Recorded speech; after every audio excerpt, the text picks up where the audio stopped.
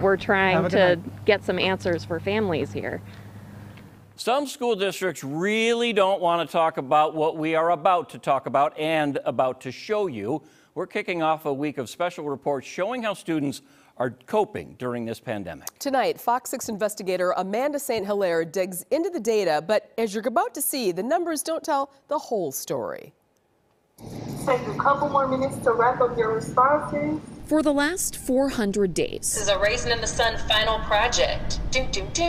This has been school for more than 17,000 Milwaukee public high school students, like Malik Taylor. Before we got kicked out of school, my grades was top notch.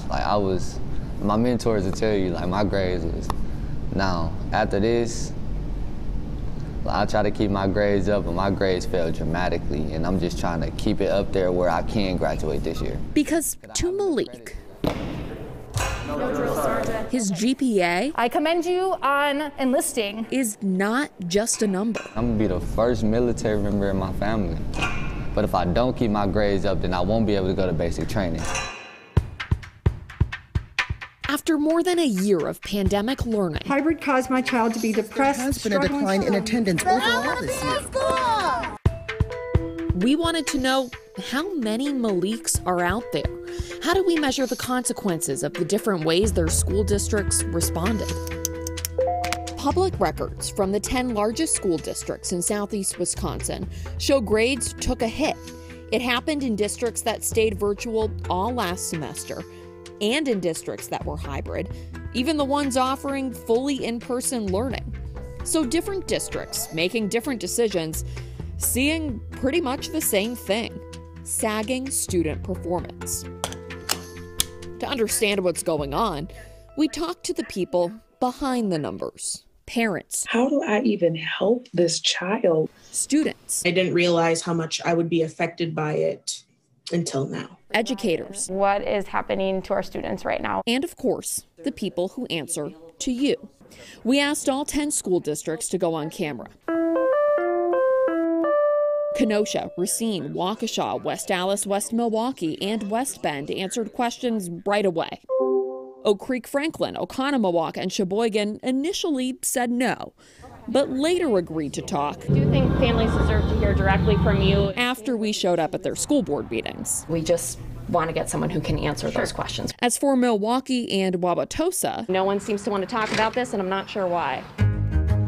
But first, we have to go back to a little more than a year ago. Wow, what is everyone going to do? Milwaukee Public Schools is forced to close They just told us to pack our science books. When Wisconsin school buildings closed, rapidly shifting to at-home learning. Chaos, stress. We thought we was going home for a weekend. Running to district office. Sites were blocked. Mom, please, teacher. Scared, we didn't know what was going on. As best we could, as near every district could, just getting through it. You'd think that would be when grades took a hit. But public records show the opposite. 5 school districts reported GPA improving or holding steady when the pandemic hit, only to drop the next semester. 6 saw fail rates initially go down, but like the virus, spike in the fall. We all just kind of stopped doing work because our teachers told us that it didn't affect our grades either way. Unless they were getting better. When the pandemic hit, Kenosha did not penalize students who stopped participating.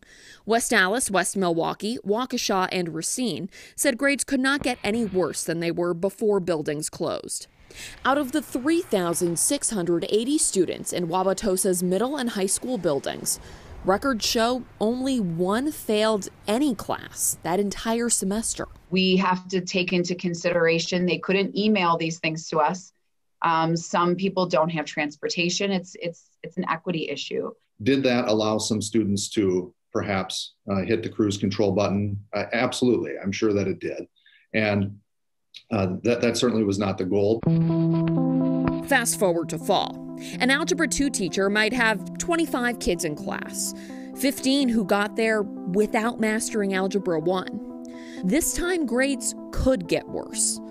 And they did. All of a sudden, our teachers started assigning a lot more work. And I felt like there was nothing I could do. And there was nothing I could hold on to get my grades back or just at least feel stable in school. But those numbers don't tell the whole story. I think the long-term effects are something that we'll have to watch. Even the districts that went pass-fail gave students the option of letter grades or did not change their grading in the spring, saw more students fail classes in the fall. We once found out on a Sunday night at 9 o'clock that starting immediately the next morning, everybody was going to be forced into this virtual environment for a week. Last semester's shifts between hybrid, virtual, and in-person gave students whiplash. Half the school would be in person, the other half would be online, and they would try to get you to have conversations with each other.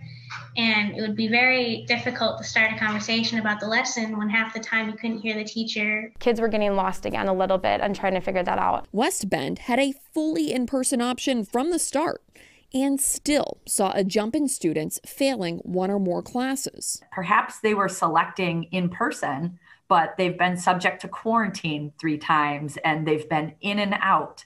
So that uncertainty is still taking a toll on our students. More certainty in the districts that stayed virtual all fall.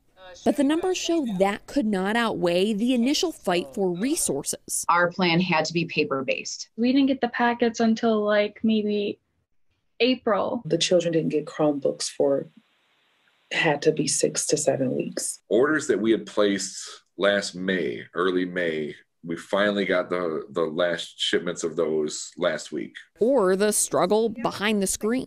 I think he got so comfortable learning this way, he didn't continue to give the effort. Although virtual may seem easy, it's really not. It's very draining. Because we not in the classroom to learn how to mix all of these different potions and everything. So there's no easy way to untangle the numbers. But some school districts made the process even tougher. We started asking Milwaukee Public Schools for data in January. The district says it collected the information in February, but did not send us this one sheet of paper until April Fool's Day. The data's no joke, showing 46% of high school students failing one or more classes pre-pandemic, up to 55.9% last semester. We asked MPS for an interview. No response.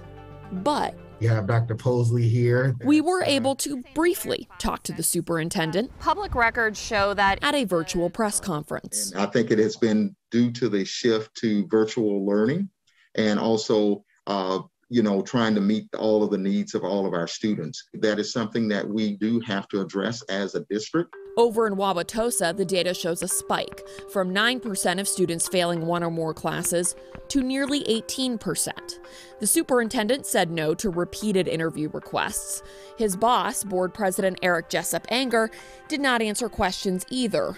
So we caught up with him. Amanda St. Hilaire, Fox 6. On his way into a school board meeting. We've been trying to talk to someone from the district about student grades during the pandemic. I'm sorry, I've got a meeting that starts literally in 5 minutes. Can we catch you right after? I can't guarantee that. But 3 hours later, the board president was not any more eager to chat. So I haven't seen the data that you're referring to, and without having it in front of me, I can't comment on that. This is someone who votes on when and how students learn.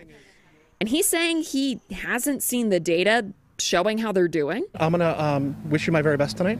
I'm going to head home. It's pretty late, and we'll be in touch tomorrow. Look, I'm 9 months pregnant. This isn't my idea of a good time either, but we're trying to get some answers for families here. Apparently, there was no good time to talk. Because the next day, the district spokesperson again denied our request for anyone to talk on camera about how the pandemic is affecting students. On the weekends? Back in Milwaukee. I'm tired, man. Malik says things are starting to look up. We're gonna get through this. It's good to work through the challenge, Nola. But even though more schools are coming back in person. We're so far behind that it's to the point that we would have one day to learn all of World War I and then one day to learn all of World War II. The story is far from over. This will ripple for years to come. All week on Fox 6, we're digging into the big issues. Plans to catch students up. Everyone knows we have our work cut out for us. How do you avoid burnout?